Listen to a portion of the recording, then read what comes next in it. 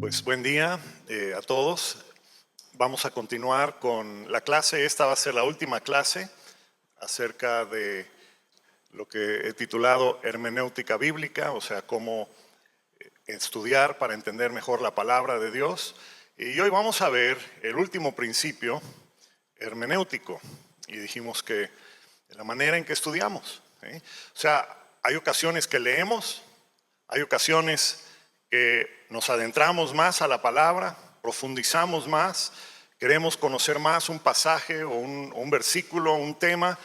Y entonces cuando hacemos eso, cuando profundizamos en el estudio de la palabra, necesitamos hacerlo de acuerdo a principios y lineamientos que hemos estado estudiando en estos días, en estas semanas. Y hay 4 que ya vimos. Recuerden que el primer principio es la importancia de estar conectados al Espíritu Santo, que es el que nos conduce a la verdad. Es el Espíritu de Dios el que nos hace recordar las enseñanzas de Jesús, las parábolas y todo eso. Entonces es muy importante estar conectados con el Espíritu. Después vimos el principio o el lineamiento de la gramática, el principio o lineamiento literario, o sea, el tipo de escrito que es lo que estamos estudiando. Dijimos que no es lo mismo leer pasajes proféticos y pasajes que son de poesía o de sabiduría o históricos. ¿Okay? Hay que entender qué tipo de pasaje es lo que estamos estudiando. La vez pasada vimos el principio histórico, que tiene que ver con el entendimiento de qué estaba ocurriendo cuando se escribió el libro de la Biblia o algún pasaje que estamos estudiando. Y hoy vamos a ver el principio teológico. Y antes de entrar de lleno con este tema, nada más quiero pues hacer una breve explicación. ¿Qué es la teología? La teología, a manera general, es el estudio de todo lo que tiene que ver con Dios, pero específicamente en nuestro caso que estamos estudiando la Biblia, la teología es el estudio de cómo Dios ha escogido darse a conocer y cómo escoge comunicarse con nosotros. Y ha escogido comunicarse con nosotros de 3 maneras. La primera manera es por medio de su creación, ¿sí? Por medio de su creación. Recuerden el pasaje que dice: los cielos cuentan la gloria de Dios y el firmamento anuncia las obras de su mano. Entonces podemos conocer algo de Dios cuando observamos la creación, ¿sí? La segunda manera en que Él ha escogido relacionarse con nosotros es a través de Jesucristo, ¿sí? Hebreos 1, verso 1 y 2 dice: hace mucho tiempo Dios habló de diversas maneras a nuestros antepasados por medio de los profetas, pero ahora, en estos últimos días, nos ha hablado por medio de su Hijo, ¿sí? Entonces, hay un debate de qué es lo que significa los últimos días, pero independientemente de eso, Dios se revela a través de su Hijo, ¿sí? Y la tercera manera en que Él se revela a nosotros es a través de las Escrituras. Recuerden que 2 de Timoteo 3 dice: toda escritura es inspirada por Dios y es útil para enseñar, para reprender, para corregir, para instruir en justicia, a fin de que el hombre de Dios sea perfecto, o sea, perfeccionado o apto, equipado para toda buena obra. ¿Okay? Entonces, conocemos de Dios al observar la creación, al estudiar la creación. Somos restaurados con Dios a través del sacrificio de Jesucristo, que trajo una correcta relación. Eso quiere decir la palabra justificación. Trajo una correcta relación y perdón de nuestros pecados. Y 3, aprendemos a vivir correctamente delante de Dios al escudriñar las Escrituras. ¿Okay? Básicamente esto es lo que quiere decir la palabra teología. Estas son las 3 maneras en que Dios ha escogido relacionarse y comunicarse con nosotros: su creación, su Hijo y sus escritos o escrituras, la Biblia. Ahora, En estas clases nos hemos estado enfocando específicamente en el estudio y en el entendimiento y comprensión de las Escrituras. Y pues lo que vamos a hablar y lo que hemos estado hablando se limita a ese tema. ¿Okay? Y es importante mencionar también que de acuerdo a la manera en que leemos y entendemos las Escrituras, de esa manera vivimos. ¿Okay? Porque como seres humanos desarrollamos ciertas doctrinas para nuestra vida. ¿Y qué es una doctrina? Pues una doctrina es la manera en que creemos acerca de diferente o de algún tema bíblico, y eso determina cómo es que vivimos. Hay muchos ejemplos de diferencias doctrinales en personas, en iglesias. ¿Sí? Un ejemplo un poco extremo, ¿sí? Pero ¿qué ocurre? Que el día de hoy ha como que ido evolucionando y creciendo, es que hoy existen iglesias cristianas homosexuales. ¿Sabían eso? Matrimonios homosexuales que se llaman, dicen somos cristianos. Ahora, ¿por qué? Pues porque han formado una doctrina, que es la doctrina, la manera de creer, acerca del matrimonio, en la que el género, o sea, el hombre y la mujer, no es tan importante como el mandamiento de amar. ¿Okay? O sea, no le dan tanta importancia a los versículos que hablan acerca de que el hombre deja a su padre, a su madre y se une a su mujer, ¿verdad? No son tan importantes esos versículos. No le dan tanta importancia a los versículos que hablan de la homosexualidad como pecado. ¿Sí? Más bien, le dan mayor importancia a los versículos que hablan del amor. Y entonces llegan a la conclusión en la manera en que ellos leen la Biblia, es que pues si yo amo a una persona, aunque sea del mismo sexo, pues es válido porque Dios me creó como soy, o sea, homosexual. Dicen, pues nací homosexual, Dios me hizo así, entonces pues Dios no está en contra del amor, Dios es amor y por lo tanto el amor de Dios se refleja y se manifiesta en el amor que le tengo a una persona, aunque sea del mismo sexo. ¿Okay? Y pues le dan preferencia a ciertos pasajes bíblicos para llegar a este entendimiento doctrinal.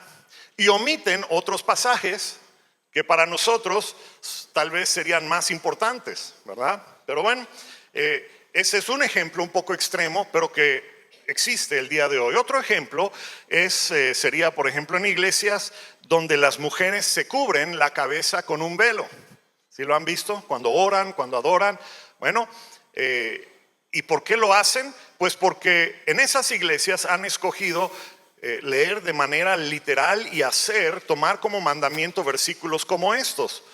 1 Corintios 11:15, 11:13 dice: la mujer deshonra su cabeza si ora o profetiza sin cubrirse la cabeza, porque es como si se la rapara.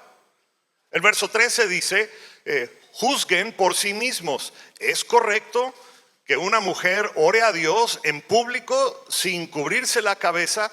Pues las iglesias que lo hacen han contestado a la pregunta diciendo: no, no es correcto que la mujer ore a Dios en público sin cubrirse la cabeza. ¿Okay? Entonces se han formado una doctrina que influye en su manera de vivir y de hacer las cosas. Bueno, y así hay muchos casos de creencias y conductas que tienen las personas o las iglesias o las denominaciones, y todos dicen que sacan sus doctrinas de la Biblia, de la misma Biblia que tenemos todos. ¿Cómo puede ser eso? Que de la misma Biblia hayan tantas diferencias doctrinales. Pues, por un lado es porque las personas tienen presuposiciones. ¿Qué son las presuposiciones? Pues simplemente suponen que un pasaje quiere decir esto o quiere decir aquello. ¿Okay? Y vimos desde la primera clase que es muy peligroso meter nuestra idea a un pasaje, a un versículo.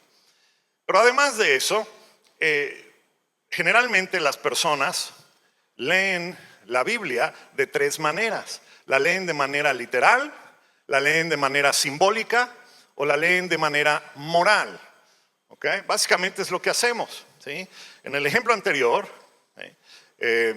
De las mujeres y el velo, pues ellos han escogido leer y aceptar de manera literal ese pasaje o esos versículos. Hay otros que leen el mismo pasaje y dicen, pues esto no es algo literal, es algo simbólico. El velo, el cabello es simbólico de otra cosa y por lo tanto no lo tenemos que tomar nosotros de manera literal. Y los que leen la Biblia de manera moral, leen para extraer principios morales y entonces este pasaje tal vez lo entienden como una enseñanza moral de que es importante tener una correcta cobertura para poder acercarse y ministrar a Dios, ¿sí? Entonces, hay diferentes maneras de leer un mismo pasaje. Ahora, la gran mayoría de la Biblia se debe leer de manera literal, ¿sí? Porque relativamente son pocos los pasajes que son simbólicos o que tienen alguna enseñanza moral específica, ¿okay? La gran mayoría de la Biblia se puede entender si uno lo lee de manera literal, ¿sí? Ahora entendemos que hay pasajes que son altamente simbólicos, como en Apocalipsis, creo que es el capítulo 13, que habla de una bestia que sale del mar, tiene 7 cabezas, 10 cuernos, tiene otras cosas. Después hay una mujer sentada sobre la bestia. Y entendemos que eso es simbólico de algo. Todos estamos de acuerdo que es simbólico de algo. Pero el problema es que no todos están de acuerdo con lo que representa el simbolismo, ¿sí? Y ese es un problema que hay al leer estos pasajes. O sea, todos podemos reconocer que un pasaje es altamente simbólico, pero no todos estamos de acuerdo. El otro problema es que no todos estamos de acuerdo que un pasaje es simbólico. Por ejemplo, el caso de la mujer y el velo.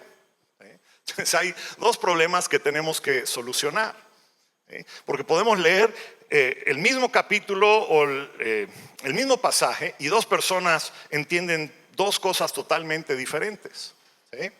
Bueno, yo creo que una mejor manera de leer la Biblia, en lugar de pensar si es literal o simbólico o moral, es leer la Biblia de acuerdo a los lineamientos y principios de interpretación que hemos estado aprendiendo en estas clases, ¿sí? Y para hacer eso tenemos que ponernos, por decirlo de alguna manera, en los zapatos de las personas que fueron los lectores originales. Nos tenemos que poner en sus zapatos para saber qué significó para ellos, ¿sí?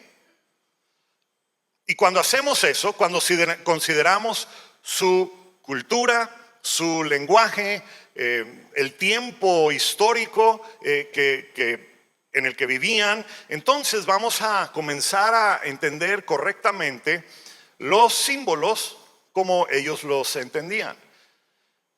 Y entonces es que los principios morales van a ser evidentes. ¿Okay?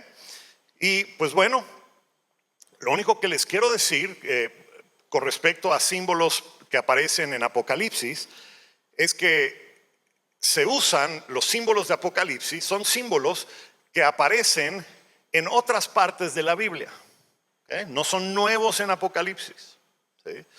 En otras palabras, la Biblia es la que interpreta o debe interpretar a la Biblia, ¿okay? Pero el problema es que no entendemos simbolismos porque no conocemos toda la Biblia. Entonces ya es otro problema que se corrige estudiando, ¿verdad? Y yo espero que aquí puedan haber personas que sean estudiosas de la palabra y que les interese conocer más de esto, ¿sí? Tuve un maestro que decía, ya falleció, pero decía acerca de la Biblia, dice, si aparece algo raro en la Biblia, es importante. Nosotros vemos algo raro y decimos, bueno, le pasamos de largo. Y él decía, si está raro, es importante. ¿Sí? Bueno, ahora vamos a considerar, esto que acabamos de ver fue a manera de introducción. ¿ok? Pero vamos a considerar dos maneras de estudio de la Biblia que los eruditos han llamado teología sistemática y teología bíblica. ¿Ok? Ahora, ¿recuerdan ustedes qué es la teología? Pues es el estudio de la manera en que Dios ha escogido revelarse, ha escogido comunicarse y relacionarse con nosotros. En este caso, tiene que ver con su palabra, con su revelación escrita.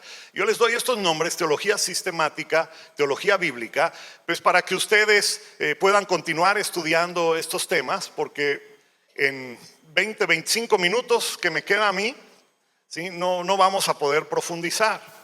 ¿Sí? Pero es importante que cuando menos podamos saber que existe esto y podamos entonces conocer mejor cómo estudiar la Biblia. ¿Ok? Ahora, ¿qué es la teología sistemática? Pues la teología sistemática es lo que la mayoría de las personas conoce o hace instintivamente. ¿Qué quiero decir? Pues básicamente consiste en entender que la Biblia contiene grandes temas generales, ¿ok? O sea, la Biblia está llena de temas generales y entonces se dividen esos temas de acuerdo a los versículos y pasajes que tienen que ver con los temas, y entonces se estudian esos pasajes que tienen versículos que hablan de ciertos temas y así llegamos a una conclusión. ¿Okay? Esto es muy sencillo y es lo que más hacen las personas que preparan, por ejemplo, enseñanzas. ¿Okay? Si te dicen en el grupo, aquí les llamamos grupos vida, célula, grupos de conexión, como sea que les llamen. Si te dicen, te toca la próxima semana dar un tema y dices, yo no sé hacer eso, pues dices, bueno, voy a hablar del amor.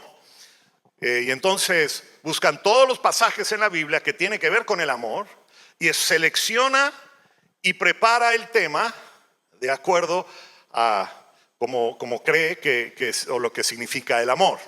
¿Okay? Es lo que hacemos normalmente porque es lo más fácil para hacer.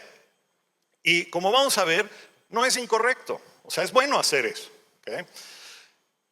Pero no es la totalidad de la manera en que debemos estudiar la Biblia. ¿Sí? Voy a dar un ejemplo para que vean que no es tan fácil llegar a ciertas conclusiones. Si yo les pregunto, ¿qué es la salvación? ¿O cuándo es que una persona es salva? Pues algunos dirán, pues cuando hacen la oración para recibir a Cristo en su corazón, entonces es salvo. Ok. Entonces, si yo digo unas palabras que tú me dices para que yo diga, en ese momento soy salvo. No, ¿verdad? Y por cierto, déjenme decirles que en toda la Biblia, en ningún lugar dice hay que hacer esta oración para ser salvo. No aparece la oración, no aparece esa instrucción.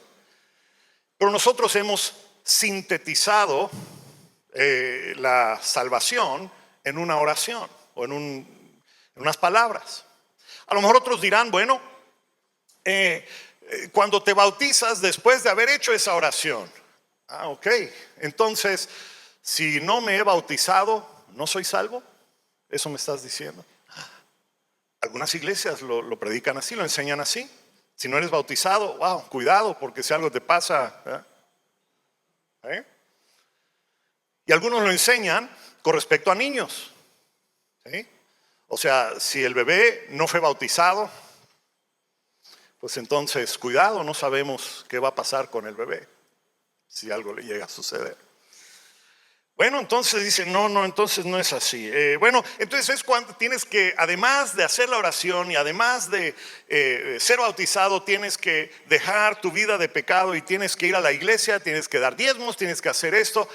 Ok, entonces si yo dejo de tomar, si dejo de ir a los antros, si dejo de insultar y si doy dinero en la iglesia, ¿eso quiere decir que soy salvo? ¿Cómo respondemos?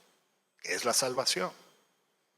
¿Será que, y todos sabemos que lo que les estoy diciendo es correcto? O sea, sí hay que hacer una oración de fe o sí hay que bautizarse, sí hay que, ¿verdad? Pero ¿será que la Biblia enseña esto de una manera un poco más clara?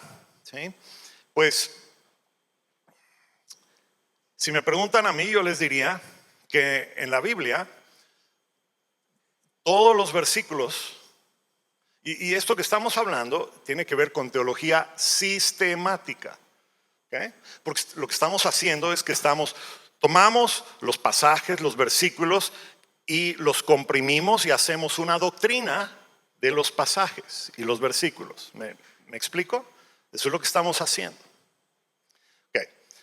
Si me preguntan a mí, yo les diría que en la Biblia todos los versículos acerca de la salvación sugieren un proceso en 7 partes. ¿Sí? Primero, hay que entender que todos nacen en pecado. Por cuanto todos, de acuerdo a la palabra, por cuanto todos pecaron, están destituidos, están lejos de la gloria de Dios. Después Dios hace un llamado, una invitación, y varios pasajes hablan acerca de aquellos que Dios llamó, ¿verdad? Después respondemos en fe y arrepentimiento. Así lo dicen en las epístolas del apóstol Pablo. Después somos justificados, de acuerdo a Romanos. Después somos adoptados, ¿sí? Después pasamos por un proceso de santificación y al morir somos glorificados. Así que la salvación involucra todo esto. La salvación comienza por fe con nuestro arrepentimiento, y cuando nos arrepentimos entonces somos justificados, y después entonces somos adoptados, y después somos santificados, y después por último somos glorificados. Esa es la salvación. ¿Okay? Los calvinistas agregarían elección antes de fe. O sea, Dios te eligió y entonces respondes en fe. Pero básicamente podemos llegar a la conclusión de que cuando leemos todos los pasajes que tienen que ver con la salvación, estos elementos están presentes. ¿Sí? Así que la teología sistemática toma los diferentes pasajes y versículos de la Biblia que tienen que ver con algún tema y te ayudan a llegar a una conclusión en cuanto a ese tema. ¿Sí? Y es fácil estudiar la Biblia de esa manera porque hoy día existen concordancias, existen libros, existen aplicaciones. En tu teléfono tienes acceso a más información que los grandes teólogos y eruditos de hace apenas una generación, de hace 30, 40 años, no tenían acceso. Tú y yo tenemos acceso a todo esto el día de hoy. Entonces tenemos una gran ventaja, ¿sí? Pero la gran desventaja y un problema potencial es que nosotros entonces tenemos la habilidad simplemente para leer algunas cosas y llegar a nuestras propias conclusiones. Y eso es muy peligroso, ¿sí? Si no conocemos más de la Biblia. ¿Ok? Ahora, un buen recurso en el internet, es gratis, es la página bibliaparalela.com. bibliaparalela.com. Si tú entras a bibliaparalela.com, ahí vas a poder tener acceso a todo tipo de información. Y vas a poder tener acceso al idioma original, vas a poder tener acceso a varias cosas y varias versiones de la Biblia. Si quieres saber más de teología sistemática, puedes comprar un libro. Yo recomendaría este pequeño librito.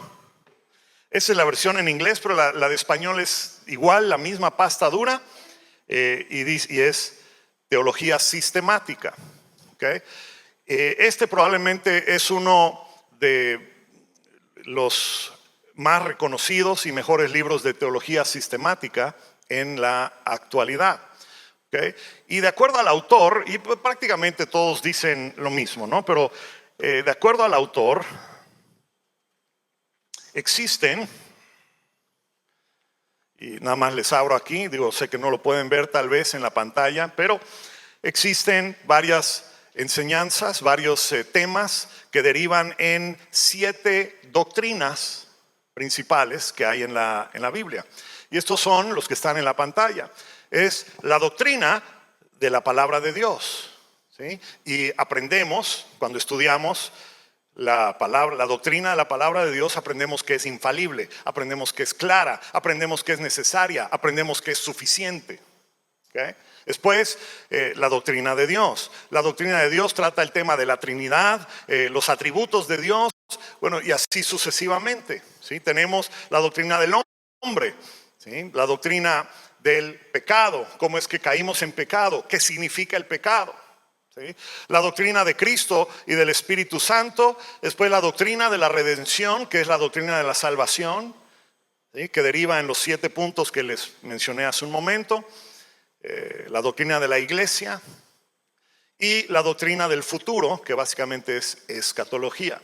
¿Okay? Estos son los 7 grandes temas que contiene la Biblia. Cuando lo leemos de manera sistemática o temática, ¿sí? Recuerden que la palabra sistemática contiene la palabra tema. ¿Okay? Entonces se agrupa por temas. Y pues estos son los 7 temas principales que aparece en la Biblia. Y entonces, cuando estudias estos 7 temas, pues vas a entender todo lo que hay que entender acerca de lo que abarca el contenido de la Biblia. Y pues me preguntarás, bueno, ¿y hay algo de malo con esto? No, es correcto, es necesario, ¿sí? Es útil. Muy importante que tú aprendas cómo estudiar la Biblia. Pero es incompleto. ¿Por qué es incompleto? Porque la Biblia no es nada más una serie de temas y doctrinas que uno aprende estudiando versículos, sino que la Biblia cuenta una sola historia de principio a fin. Es la historia de un rey que está buscando una esposa para su hijo. Esa es la historia de principio a fin. ¿Eh? Y tú y yo formamos parte de la historia porque somos su novia. Y entonces, los pasajes de la Biblia, tanto del Antiguo y del Nuevo Testamento, debemos poder ver a Jesucristo y cómo se va relacionando con su novia y con su futura esposa. Y por eso es que le estamos enseñando a leer y a estudiar la Biblia teniendo en mente los diferentes contextos, el contexto de la gramática, el contexto histórico, el tipo de escrito, porque no podemos entender la historia de la Biblia a menos que lo entendamos en su contexto original. ¿Okay? Y esto es lo que se llama teología bíblica. Y es la diferencia. Teología sistemática estudia la Biblia por medio de temas. Teología bíblica estudia un pasaje, ¿sí? Un libro, un pasaje, y se busca cómo encaja en la narrativa o en la historia que cuenta la Biblia. Porque toda la Biblia, de principio a fin, trata con Jesucristo. Ese es el tema principal de la Biblia. ¿Okay? Ahora, resumiendo lo que hemos dicho hasta ahora, tenemos 2 maneras diferentes de cómo estudiar y cómo entender la Biblia. Y se complementan entre sí. No es que uno esté mal y el otro esté bien. Se complementan entre sí. Y lo que las hace diferente es la premisa o el entendimiento de por qué Dios decidió darnos su palabra. ¿Okay? Y la primera, la teología sistemática, básicamente nos dice que la Biblia fue escrita, los que enfatizan el estudio de manera sistemática, la Biblia enfatiza y fue escrita para revelarnos el carácter de Dios, los atributos de Dios, la gloria de Dios, todas las verdades acerca de Dios, y también nos revela lo que Dios se espera de nosotros, su creación, los seres humanos, cuál es su expectativa para cada uno de nosotros. Y entonces lo hace dividiendo las escrituras en categorías, como ya mencioné. ¿Sí? Y cuando uno lo entiende así, entonces la Biblia, entiende la Biblia como la revelación de Dios para con la humanidad. ¿Okay? Si alguien que es un teólogo sistemático le dices, ¿para ti qué es la Biblia? Te van a responder eso, la revelación de Dios para la humanidad. Y en la Biblia aprendemos de sus atributos, aprendemos de esto y lo otro y aquello. te hablan de temas que enseña la Biblia. La otra manera de estudiar la Biblia, que le llamamos teología bíblica, entiende que las escrituras son la manera en que Dios nos presenta a Jesucristo. Nos revela, sí, nos revela los atributos de Dios, nos revela su plan para con la humanidad, nos revela el origen del pecado, nos revela el origen de la iglesia, nos revela todos esos temas, pero todos esos temas son piezas de un rompecabezas mayor, y cuando uno arma las piezas del rompecabezas, debemos poder ver a Jesús. ¿Okay? Porque ese es el mensaje principal de las escrituras. ¿Ya ven por qué digo que se complementan? No es que uno esté mal y el otro bien, es simplemente maneras diferentes de leer y entender el mensaje de la Biblia. ¿Sí?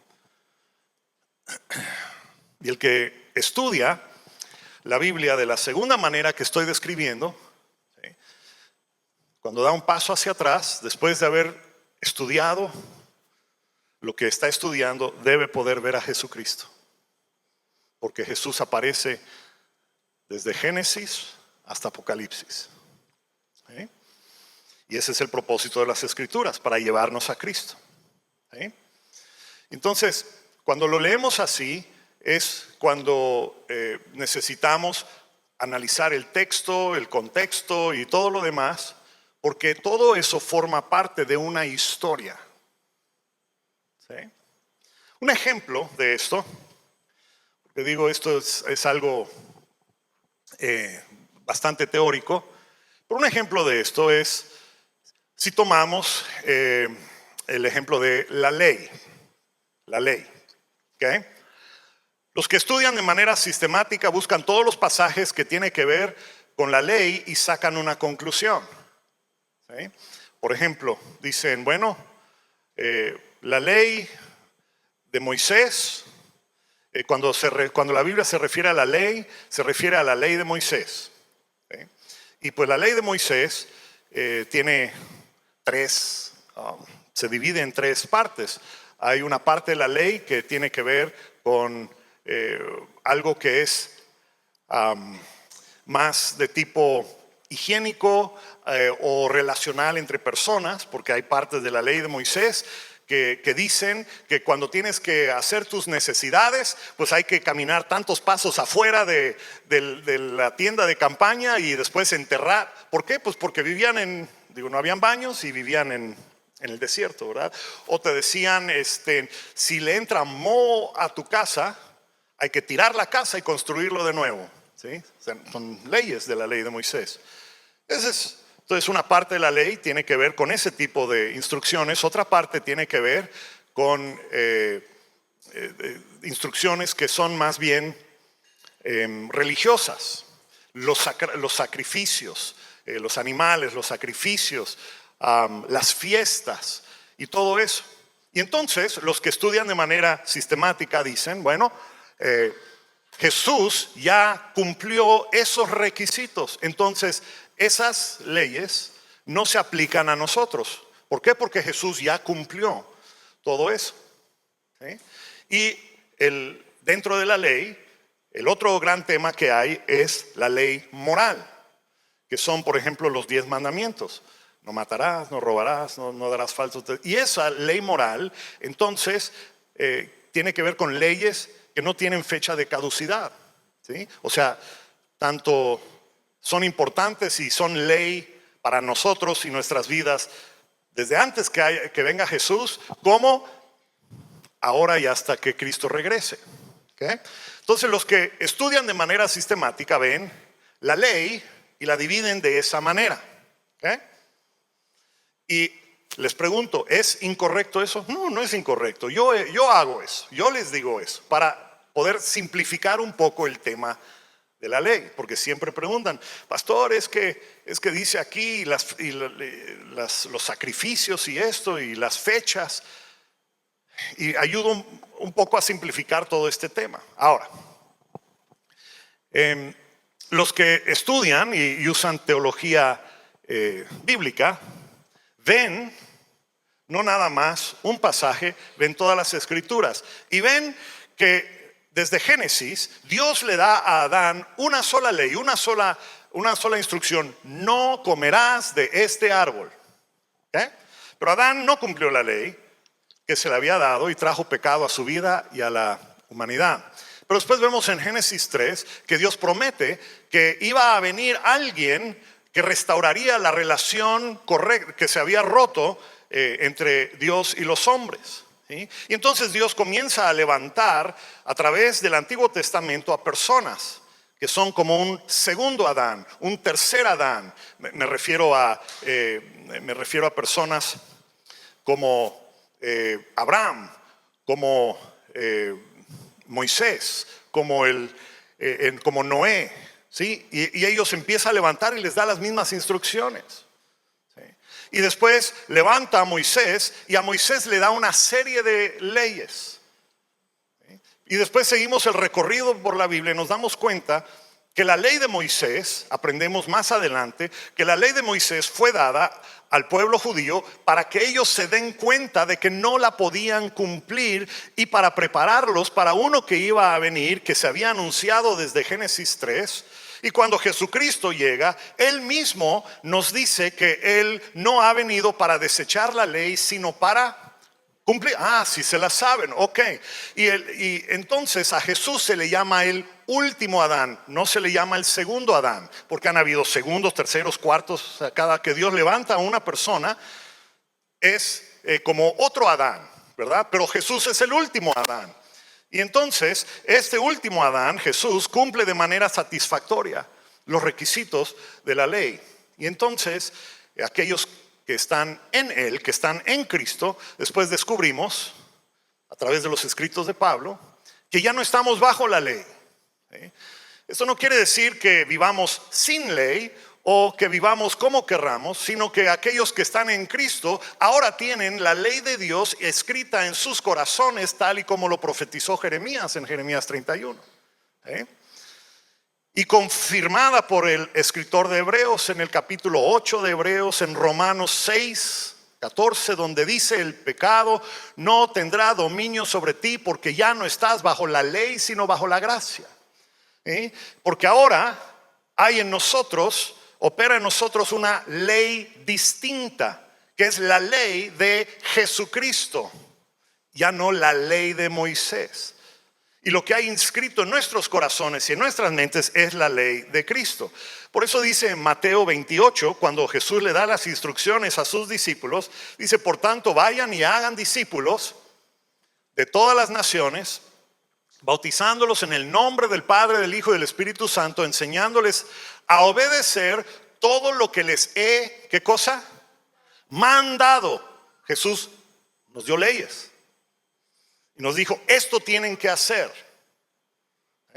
Recuerdan que cuando Jesús estaba en vida, le dijo a sus discípulos en alguna ocasión: ustedes escucharon que se decía, ¿verdad?, que no debes matar a una persona. Pero yo les digo que aquel que trata mal a su hermano ha cometido. Ustedes saben que está escrito que no deben cometer adulterio. Pero yo les digo, si tú miras, o sea, es la ley de Jesús, que está mucho más complicada de seguir inclusive que la ley de Moisés, mas sin embargo lo podemos hacer porque ahora mora en nosotros aquel que vino, que es como Jesucristo, ¿sí? El Paracletos, aquel que vino a morar dentro de nosotros. ¿Sí? Y vivimos ahora sin el temor de ser dominados por el pecado, porque ahora somos dominados por la justicia de Jesucristo a través del poder del Espíritu Santo que mora en nosotros. ¿Sí? Así que hicimos todo un recorrido por la Biblia. Pero ven que en todo ese recorrido el personaje principal, ¿quién es? Jesús. ¿Cuál está bien y cuál está mal? ¿Cuál manera es mejor o peor? no hay ninguna manera mejor o peor, ¿sí? Simplemente son dos maneras distintas de leer acerca de un tema. ¿Okay? Y pues bueno, yo espero que esto les ayude a estudiar la palabra de Dios, que lo conozcan más a Él y también puedan siempre poder ver a Jesucristo en todas las páginas de la Biblia conforme ustedes hacen lectura y estudian su palabra. ¿Por qué? Pues porque de Él, por Él y para Él son todas las cosas. Pues esto concluye el estudio de la hermenéutica bíblica y pronto vamos a estar con ustedes con otro tema para ahondar. ¿Okay? Vamos a orar. Padre, gracias nuevamente por tu palabra, gracias porque has enviado a personas antes que nosotros para poder descifrar todo esto y ayudarnos a nosotros que vivimos ahora en el siglo XXI. Señor, somos tan bendecidos de poder tener a personas que ya han recorrido todo un camino y nosotros cosechamos el fruto de lo que ellos han sembrado. Y te doy gracias porque así es en lo que respecta a tu palabra. Y permite, Señor, que cada uno de nosotros pueda conocerte más a través de la lectura y el estudio, Señor, y podamos verte reflejado en cada página de la Biblia, Señor. Gracias en el nombre de Jesús. Amén.